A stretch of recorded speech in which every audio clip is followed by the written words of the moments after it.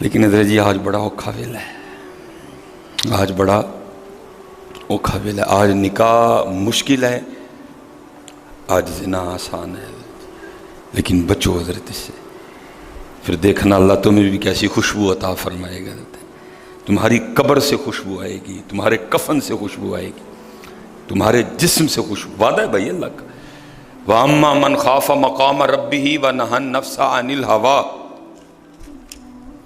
اور جو اپنے رب کے حضور کھڑا ہونے سے ڈرا، موقع بھی تھا جی، دونوں طرف سے موقع تھا، لیکن کیا ہوا؟ ڈر گیا، نہیں نہیں نہیں میں نے مرنا ہے۔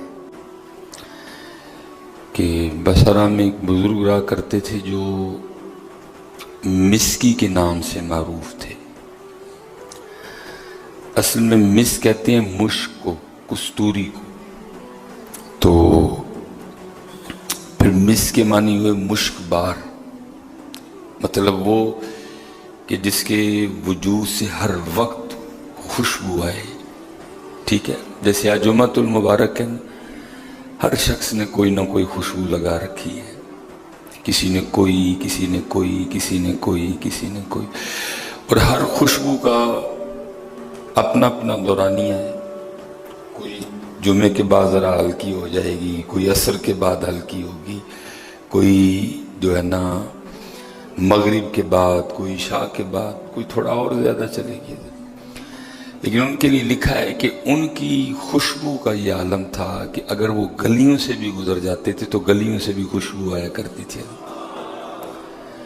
جب حضرت مسکی رحمۃ اللہ تعالی علیہ مسجد میں تشریف لاتے تھے تو خوشبو سے لوگ اندازہ لگا لیا کرتے تھے کہ حضرت مسکی رحمۃ اللہ تعالی علیہ مسجد میں آ گئے ہیں، ٹھیک ہے؟ تو لکھا ہے کہ ایک دن کسی نے ذرا اصرار کر کے پوچھا کہ حضرت آپ کون سی خوشبو لگاتے ہیں؟ ایسی اعلیٰ خوشبو، ایسی نفیس خوشبو ہمیں بھی بتائیں، یہ کون سا کوئی اسپیشل عطر ہے، کوئی اسپیشل خوشبو ہے؟ تو امام یافعی نے لکھا ہے کہ حضرت مسکی رحمۃ اللہ تعالی علیہ فرماتے ہیں کہ میں کوئی خوشبو نہیں لگاتا، یہ اللہ کا مجھ پہ فضل ہے، یہ اللہ کا کرم ہے۔ ہوا کچھ اس طرح کہ میرے والد صاحب نے اسلامی اصولوں کے مطابق میری تربیت کی تھی، حلال حرام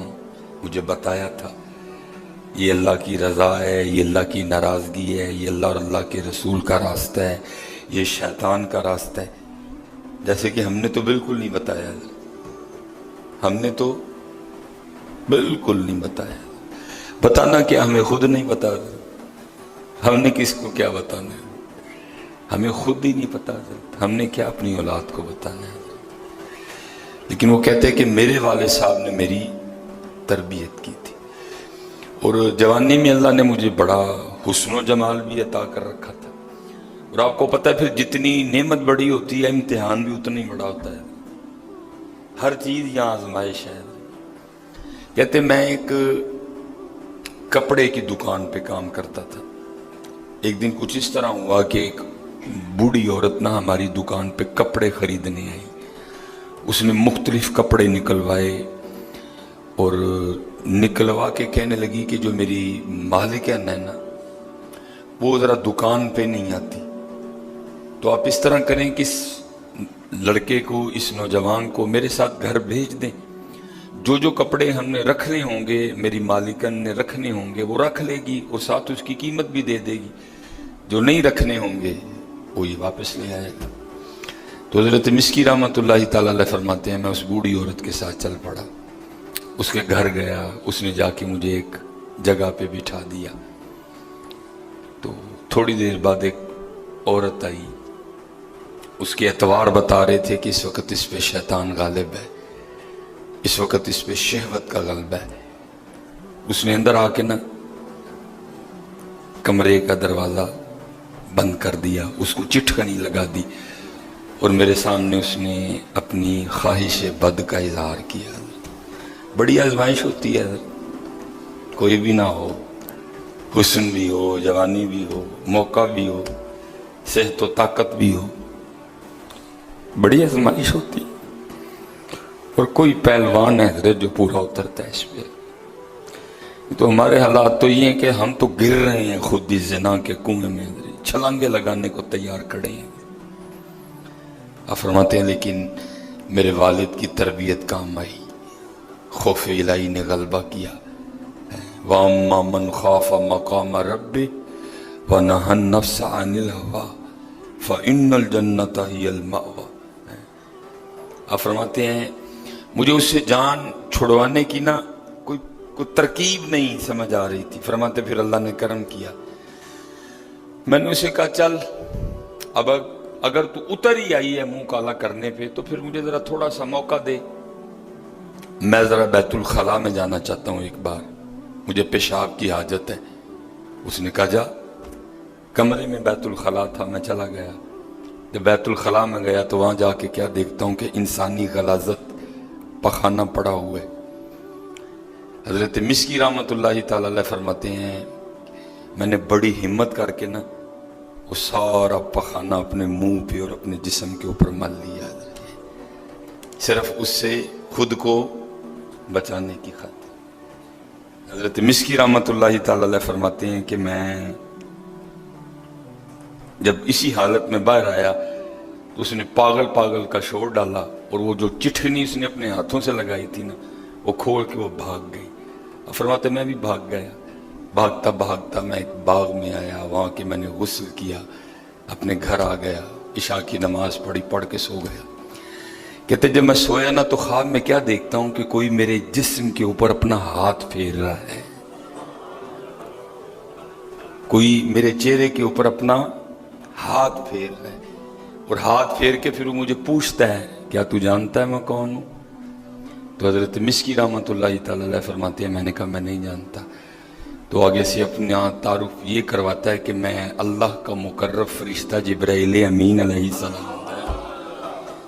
فرماتے پھر اس کے بعد میرے جسم کی یہ کیفیت تھی کہ میرے جسم سے مسک کی خوشبو آنی شروع ہو گئی ہے، پھر میں جدھر جدھر جاتا ہوں میرے جسم سے خوشبو اٹھتی ہے۔ لیکن حضرت جی آج بڑا اوکھا ویلا ہے، آج بڑا اوکھا ویلا ہے، آج نکاح مشکل ہے، آج زنا آسان ہے، لیکن بچو حضرت سے، پھر دیکھنا اللہ تمہیں بھی کیسی خوشبو عطا فرمائے گا، تمہاری قبر سے خوشبو آئے گی، تمہارے کفن سے خوشبو آئے گی، تمہارے جسم سے خوشبو۔ وعدہ ہے بھائی اللہ کا، وَأَمَّا مَنْ خَافَ مَقَامَ رَبِّهِ وَنَهَى النَّفْسَ عَنِ الْهَوَىٰ، اور جو اپنے رب کے حضور کھڑا ہونے سے ڈرا، موقع بھی تھا جی، دونوں طرف سے موقع تھا، لیکن کیا ہوا؟ ڈر گیا، نہیں نہیں نہیں میں نے مرنا ہے، میں نے اپنے اللہ کے حضور جانا ہے، میں کیا منہ لے کے جاؤں گا اپنے اللہ کے حضور؟ ہاں حضرت وہ لکھا ہے تفاسیر میں کہ جب وہ زلیخا نے وہ چال چلی نا اور حضرت اللہ کے نبی حضرت یوسف علیہ نبی علیہ السلام کے سامنے اپنی خواہش بد کا اظہار کیا تو حضرت یوسف علیہ السلام نے کیا دیکھا کہ اس نے اپنے بتوں کے اوپر نا کپڑا دے رکھا ہے۔ تو آپ کو تو پتا تھا یہ پتھر کے بت ہے، یہ بولتے نہیں، یہ سنتے نہیں، وہی رب ہے جو سنتا بھی ہے جو دیتا بھی ہے۔ تو آپ نے زلیخا سے پوچھا، آپ نے پوچھا زلیخا یہ تو نے اپنے بتوں کے اوپر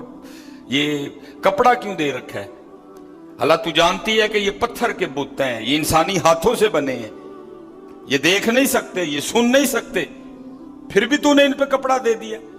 اس نے کہا ٹھیک ہے، سنتے بھی نہیں، دیکھتے بھی نہیں، بولتے بھی نہیں، لیکن مانتی تو ان کو اپنا خدا ہوں نا، اپنے خداؤں کے سامنے یہ کرتے ہوئے مجھے شرم آتی ہے۔